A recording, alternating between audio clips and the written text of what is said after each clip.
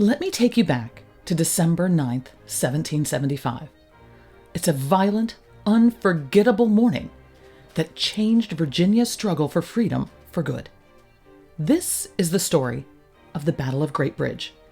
Now, Great Bridge wasn't that great by modern standards. It was a little frost-dusted crossing across the swamps and marshland near Norfolk, Virginia. A little wooden causeway no wider than a wagon. But let's go back a few months. By autumn 1775, Virginia had become pretty much a powder keg. Her royal governor, Lord Dunmore, had fled Williamsburg and clung to power from aboard British warships anchored off Norfolk. He issued proclamations, he called militias traitors, he threatened rebellion with destruction, and he even promised freedom to enslaved men who took up arms for the crown. He ruled from the water, but the land, the rich plantations, the small farms, the crossroad towns were slipping from his grasp.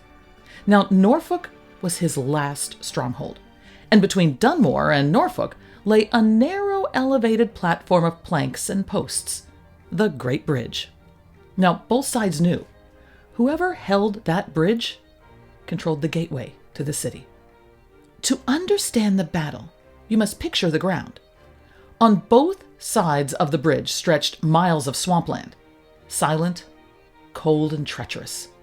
The marsh was waist deep in places, impossible to cross. It was filled with reeds and winter-stiffened brush. There were no alternate paths, no side approaches, no flanking routes. The only way to attack was to walk directly down a narrow wooden throat and into musket fire. It was a perfect defensive position, if you held it. And the two armies were at a standoff.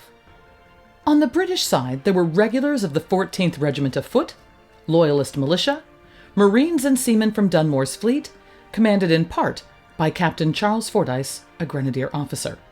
On the Patriot side, Virginia riflemen, a militia drawn from surrounding counties, a company of North Carolina troops, all under the command of Colonel William Woodford. Now, Woodford was calm, patient, and deliberate. A man who understood that sometimes the terrain wins the battle before a musket ever fires.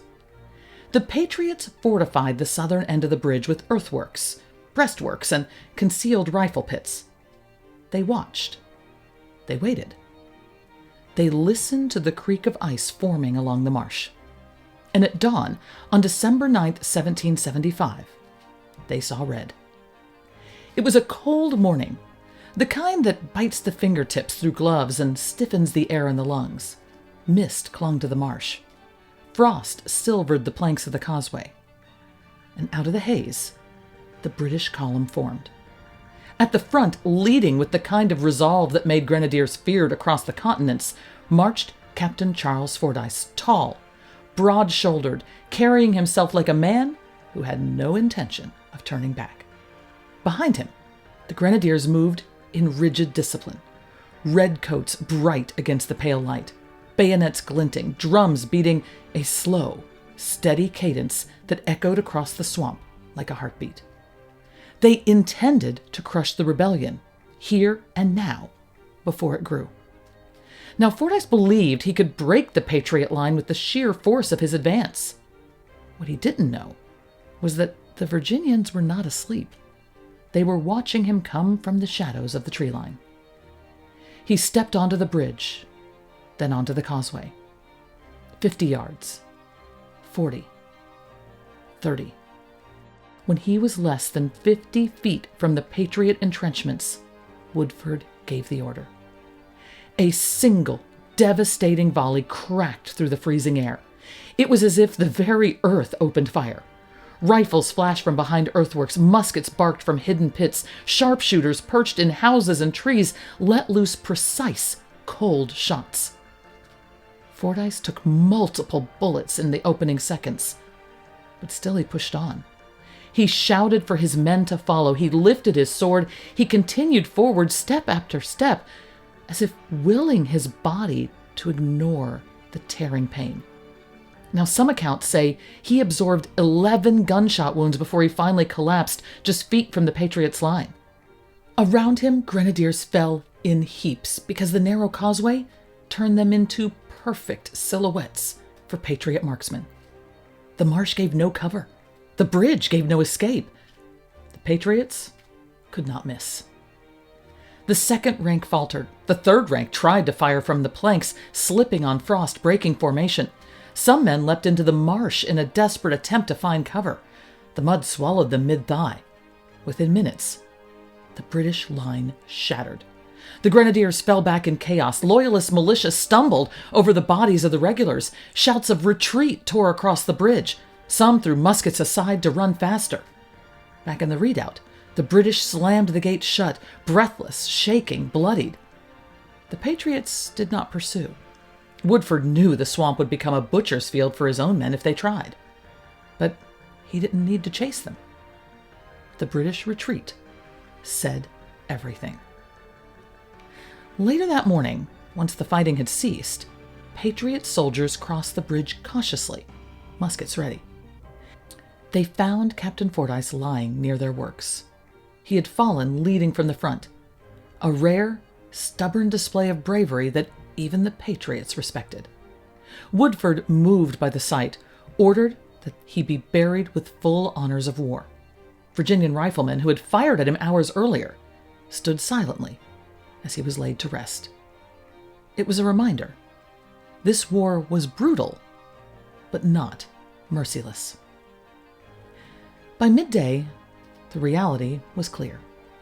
Dunmore's last effective land force in Virginia had disintegrated. The British abandoned the redoubt. They retreated north toward Norfolk. Patriot troops moved into the position unopposed. Historians sometimes call Great Bridge a small battle with a giant shadow. And they're right, because it accomplished a lot of things. It secured Virginia for the Patriot cause. Without a strong Loyalist army, Dunmore's authority collapsed. It gave the Patriot militia confidence. They had beaten British regulars head-on. It protected the southern colonies from early British reconquest. It showed that the Revolution was not just a New England affair. In Virginia, the fight had truly begun, and the people of Virginia saw it. Farmers who stood in the cold watching the grenadiers march, mothers who held their children close as volleys echoed across the swamp, local men who loaded muskets in the dark, young riflemen who fired their first shots at dawn. They saw something more than battle. They saw possibility. They saw vulnerability in British power. They saw, perhaps for the first time, a path toward a future that was not governed by Britain. And that narrow causeway, slick with frost, shrouded in morning mist, became the unlikely birthplace of the American Patriot South. This was the beginning of the end for Dunmore and any British control of Virginia, and will soon lead to the Virginia Exodus, which I'll delve into in an upcoming video. I hope you enjoyed this story, and please know that your support keeps this history alive. If you like the video, subscribe, and make sure to come back for the next chapter.